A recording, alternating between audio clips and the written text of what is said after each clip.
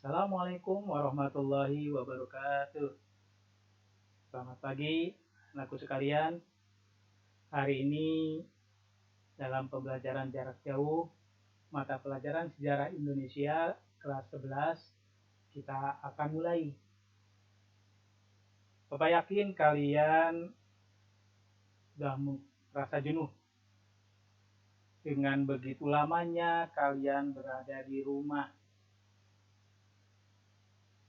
Berbulan-bulan kalian berhadapan dengan laptop, komputer, HP, dan sebagainya.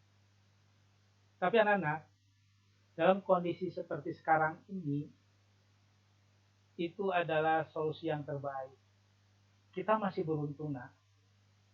Kita masih punya jaringan internet yang lancar, sarana yang lengkap. Tapi mungkin di belahan Indonesia yang lain, masih banyak di antara kawan-kawan kalian yang belum memiliki sarana-prasarana seperti kalian dapatkan. Kita tetap bersyukur dengan konsisten. Di kelas 11 ini, kita akan memulai pembelajaran sejarah Indonesia. Pembelajaran sejarah Indonesia tentu saling berkaitan dengan materi-materi sebelumnya. Kita akan melanjutkan materi dari tahun yang lalu yang kalian telah pelajari di kelas 10. Topik kita kali ini adalah kedatangan bangsa Barat ke Indonesia. Pembelajaran yang kita lakukan adalah pembelajaran jarak jauh. Artinya, kalian belajar dari rumah, mendapatkan materi yang Bapak berikan mungkin melalui video yang Bapak berikan pada kalian. Ada keuntungan sebenarnya kalau kalian belajar melalui video yang Bapak berikan. Apa? Kalian bisa memutar kembali jika ada hal yang kurang jelas, kurang paham. Kalian ulang lagi sehingga kalian bisa paham. Itu keuntungannya. Walaupun memang masih banyak ya kekurangannya, kita tidak bisa bertatap muka secara langsung, kita tidak bisa tanya jawab secara langsung, ataupun kalian tidak bisa melihat bagaimana kondisi di dalam ruangan kelas itu sendiri. Tapi no problem, karena kondisi seperti ini, mari kita lakukan yang terbaik. Bapak minta kalian tetap semangat. Inilah materi kita mulai dengan kedatangan bangsa Barat ke Indonesia. Tapi ingat, sebelum ke sana, kalian perhatikan ini dulu. Kompetensi dasar yang harus kalian miliki, yaitu menganalisis proses masuk dan berkembangnya penjajahan bangsa Eropa. Ada 4 negara, Portugis, Spanyol, Belanda, Inggris ke Indonesia. Kalau dilihat dari negara-negara itu, Bapak yakin kalian sudah sering mendengar. Apa itu Portugis, di mana itu Portugis, Spanyol, Belanda, Inggris. Apalagi anak laki-laki, Bapak yakin pasti paham. Kalau bicara Portugis, ingat dengan siapa? Pasti Ronaldo. Spanyol, Barcelona, Real Madrid. Belanda, Ajax, Amsterdam, dan sebagainya. Inggris, nah sangat terkenal. Nah, tapi konteks kita kali ini bukan membicarakan masalah sepak bola. Tapi kita membicarakan ternyata mereka bisa sampai ke Nusantara. Untuk apa mereka ke Nusantara?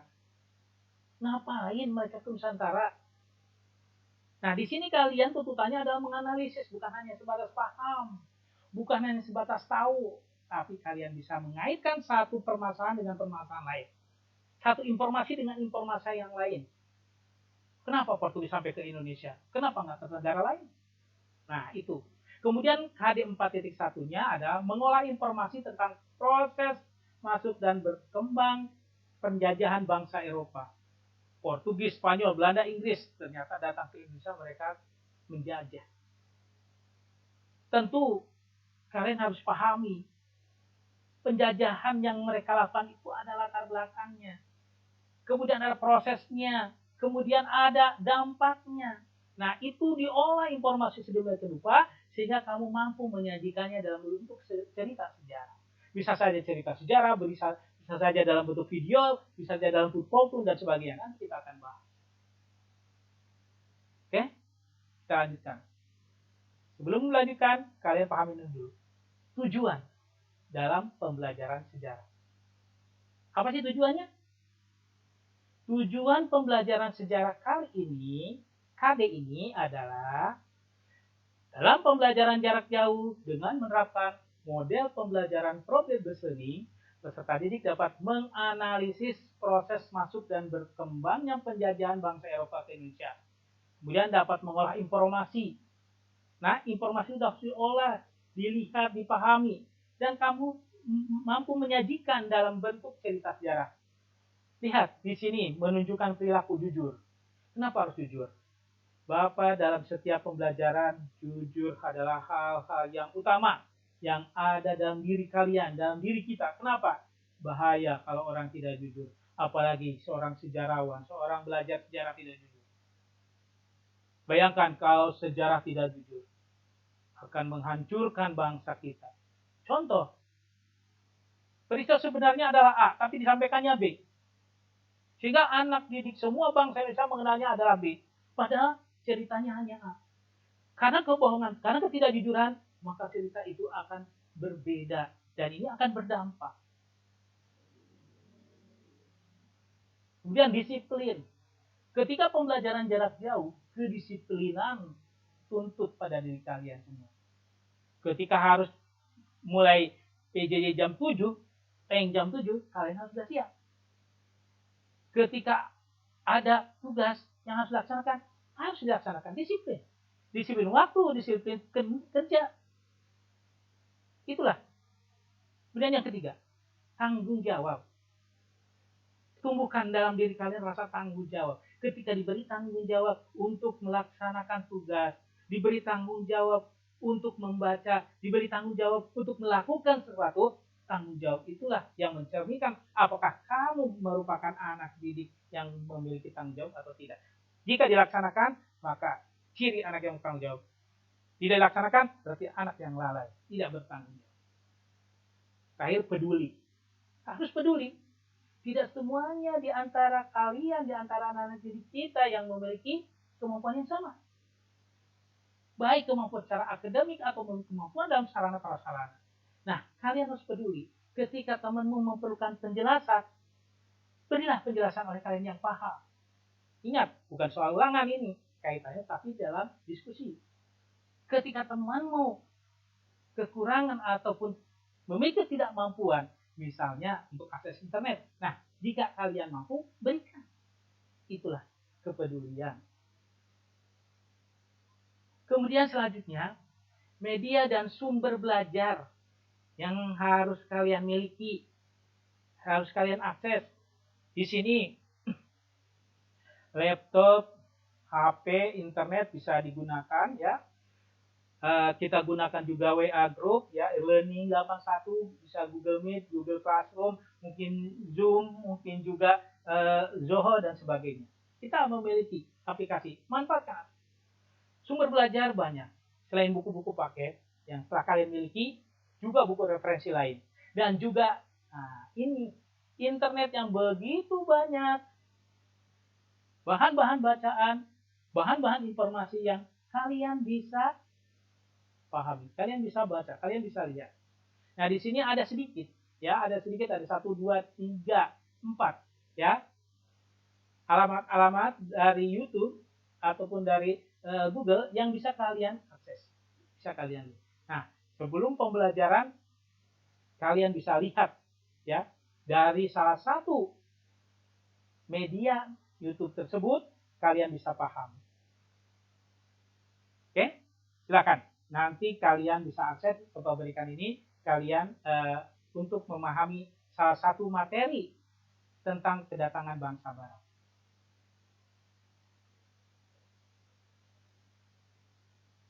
Oke, mungkin setelah kalian melihat, kita lanjutkan dengan materi kita. Anak-anakku sekalian, Bapak sengaja hari ini ingin langsung kepada materi.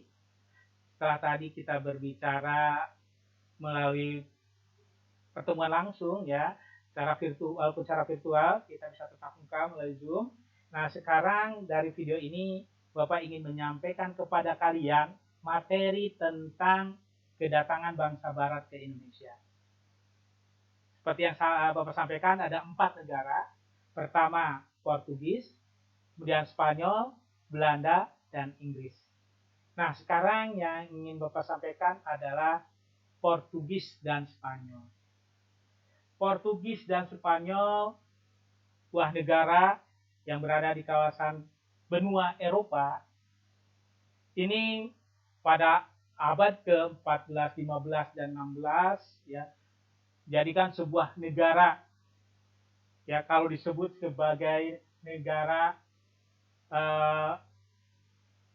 state, nation state, negara kebangsaan yang memiliki kemampuan, memiliki kemajuan, bahkan bangsa yang berdaulat, sehingga negara-negara tersebut menjadi negara-negara yang mampu memelopori penjelajahan ke berbagai negara. Jadi kalau kita lihat, bangsa Portugis dan Spanyol itu adalah bangsa yang memiliki atau mengawali dari penjelajahan samudra. Makanya dikenal sebagai abad penjelajahan samudra, Portugis dan Spanyol. Nah, ternyata mereka juga sampai ke Nusantara. Mereka sampai ke Nusantara. Kalau kita lihat, adanya nation state atau negara kebangsaan ini menjadikan mereka mampu menjelajahi samudra. Kita tahu, sebelum mereka melakukan penjelajahan samudra, kalau kita lihat ke belakang, sebenarnya jalur perdagangan itu sudah ada. Kita pernah belajar, ada 2 jalur perdagangan. Pertama, jalur darat. Kalian ingat, dari Cina mau ke India sampai ke Timur Tengah melalui jalur darat. Bahkan disebut juga dengan jalur sutra. Kenapa? Karena banyak barang-barang dagangannya yaitu barang sutra dari Cina. Indonesia tidak terlibat dalam jalur perdagangan darat karena tidak melihat Indonesia. Kemudian beralih ke jalur laut. Ya, dari Cina ke India dan sebaliknya melewati Indonesia. Dan Indonesia terlibat. Nah, ternyata perkembangan selanjutnya, penjelajahan samudra ini bukan hanya dilakukan oleh bangsa Cina, bangsa India, tapi juga bangsa-bangsa Eropa. Di antaranya Portugis dan Spanyol. Kenapa mereka sampai melakukan penjelajahan samudra? Ini banyak sekali ya latar belakang atau penyebab sehingga mereka melakukan penjelajahan samudra. Pertama adalah kisah perjalanan dari Marco Polo, seorang pedagang Venesia di Italia. Dia melakukan perjalanan berdagang di mana setiap rute atau wilayah yang dilalui dia catat. Nah, catatan-catatan inilah yang kemudian dibukukan. Di mana judul bukunya adalah Book of Various Experiences. Ya, mengisahkan tentang perjalanan pelintas dunia atau dikenal dengan Imago Mundi. Ya, Imago Mundi. Itu ya yang dilakukan oleh Marco Polo yang menginspirasi dari penjelajahan samudra. Kemudian jatuhnya Konstantinopel. Ini tadinya dikuasai oleh Romawi, ibu kota Romawi Timur. Dikuasai kemudian jatuh ke tangan Turki. Nah, akibatnya jalur perdagangan itu atau kota perdagangan itu dikuasai Turki sehingga bangsa-bangsa Eropa harus mencari daerah perdagangan baru, perdagangan daerah lain, mencari dari mana asal mula bahan perdagangan tersebut. Nah, inilah yang memicu mereka untuk melakukan penjelajahan. Kemudian yang ketiga, semangat penaklukan, reconquista, ya penaklukan. Ingat, ini ya berkaitan dengan perang salib dan sebagainya. Mereka ingin melakukan penjelajahan, ingin menaklukkan. Nah, akhirnya mereka mencoba melakukan penjelajahan samudra. Kemudian ada lagi yaitu berkembangnya teknik pelayaran. Teknik pelayaran mulai berkembang. Apa sih? Contoh yang paling utama adalah kompas. Kompas ini salah satu sebuah perubahan ya ketika ditemukan kompas, di mana arah itu sudah diketahui dengan adanya kompas tersebut. Kemudian, nah ini Kopernikus dan Galileo. Apa? Penemuan atau pendapat bahwa bumi ini bulat. Nah, ini coba lihat kalian di peta ini. Spanyol itu arahnya barat, Portugis itu arahnya ke timur. Itu maksudnya apa? Itu maksudnya ada perjanjian Tordesillas bahwa perjalanan atau pembagian rute itu Spanyol itu ke barat, Portugis ke timur, supaya tidak terjadi bentrok, tidak terjadi perebutan. Awalnya seperti itu. Kira-kira menurut kamu dengan rute seperti itu, anggapan mereka, apakah mereka tidak akan ketemu? Mereka menganggap tidak. Mereka tidak akan pernah ketemu. Kalau si Spanyol ke barat, Portugis ke timur. Nanti kita akan cerita akhirnya seperti apa. Nah, ternyata dengan adanya pendapat dari Kopernikus dan Galileo itu bahwa bumi itu bulat, menyebabkan ketika Spanyol ke barat, Portugis ke timur, ternyata mereka akhirnya ketemu juga. Nah, disinilah membuktikan bahwa bumi itu bulat. Nah, kamu coba update. Akhir-akhir ini atau beberapa waktu yang lalu ada komunitas yang tidak percaya lagi dengan adanya atau pemahaman bahwa bumi bulat. Mereka menganggap bahwa bumi itu datar. Kalau berbicara mereka mengatakan bumi datar, ini sebenarnya sudah bicarakan berapa abad yang lalu. Masa balik lagi ke pemahaman yang seperti itu? Nah, kalian harus sudah belajar seperti itu. Kemudian, dengan adanya pendapat bumi bulat, maka keinginan untuk mengetahui alam semesta, mengetahui dunia, luasnya dunia, mendorong mereka melakukan penjelajahan. Dan yang terakhir, mereka ingin mengambil keuntungan yang sebesar-besar.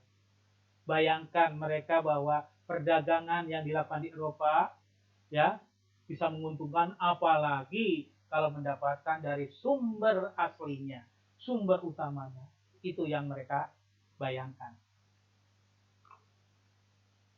Siapa pelopor-pelopor itu? Di antaranya yang pertama adalah pelayaran yang dilakukan oleh seorang Marco Polo. Ya, seorang Marco Polo. Lihat di sini, ini tokohnya, ya. Marco Polo itu melakukan perjalanan, lihat, yang warna merah, mulai dari Eropa, terus sampai ke Asia, terus sampai pula ke Nusantara. Ya, itu Marco Polo. Tapi sebelum itu Bapak akan menjelaskan dulu. Ini yang Portugal ini, ya, yang Portugal, tokoh pelayaran Portugal ini sebenarnya otak dari pelayaran nih, pemikir dari pelayaran ini seorang tokoh utama sebenarnya. Dia adalah adik dari Raja Portugal yang bernama Henry the Navigator. Kenapa disebut navigator? Nah, di sini Henry lah yang membuat peta, navigasi, kartografi, membuat peta-peta perjalanan. Iyalah yang mendesain perjalanan-perjalanan tersebut. Nah, Henry juga dikenal sebagai Henry si Pelaut. Ini adiknya dari Raja Portugal, ya. Itu antara tahun 1394 sampai 1460, ya. Dia sampai ke pantai barat Afrika. Kalau kita lihat pantai barat Afrika nih, ya, dia sampai ke pantai barat Afrika, kemudian menemukan yang dicari-cari setiap penjelajah, yaitu kekayaan berupa emas, ya, kekayaan berupa emas. Itu yang pernah dilakukan oleh Pangeran Henry. Kemudian pada tahun 1487 kita coba, nah ini yang dilakukan oleh Bartholomew Dias, Vasco da Gama dan Bartholomew Dias. Ini mereka melakukan penjelajahan. Bahkan Bartholomew Dias sampai kepada ujung Afrika Selatan yang dikenal dengan nama Tanjung Harapan. Kenapa itu Tanjung Harapan? Disitulah harapan untuk mendapatkan sumber rempah-rempah sepertinya terwujud. Walaupun kenyataannya tidak. Tapi dia sudah mulai gambaran, ya, rute perjalanannya. Karena nanti setelah Tanjung Harapan, ya, dia akan bisa melanjutkan ke wilayah-wilayah lain, bahkan sampai ke wilayah Nusantara. Ya. Kemudian selanjutnya rute perjalanan Vasco da Gama, ya, ini orangnya Vasco da Gama. Kemudian Bartholomeus Dias, ini perjalanan dari Bartholomeus Dias, kalian bisa lihat